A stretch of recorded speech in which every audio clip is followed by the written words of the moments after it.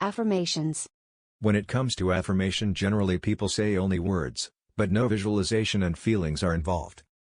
With affirmation, 3 ingredients are necessary: concise choice of positive words, clear visualization, and corresponding feelings. If I say an affirmation, "I love Apple," it is a concise choice of positive words. When I say the word "I," my mind knows I am talking about me. When I say "love," my mind knows I like it and enjoy it. But when I say "Apple," the mind will get confused, because it will look for the word "apple" in your entire subconscious and brings everything related to apple. Is it red apple?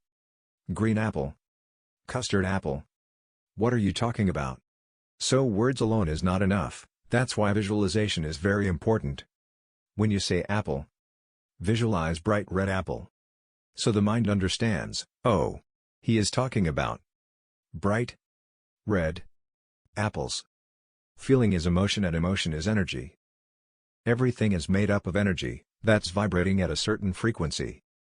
Your subconscious mind is filled with patterns that are vibrating at certain frequency. Anger is vibrating at certain frequency. Happiness is vibrating at certain frequency. To state an example, if someone has an issue with an employer and decides to leave the job and joins another company, they may not find the job be good for long, because simply changing the job does not involve any shift in consciousness or thinking pattern. Because you are vibrating the same frequency as the old job, you will end up attracting the same situation in the other job as well.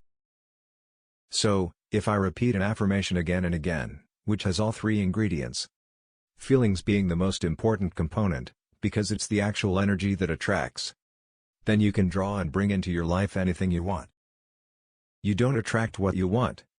You attract what you are.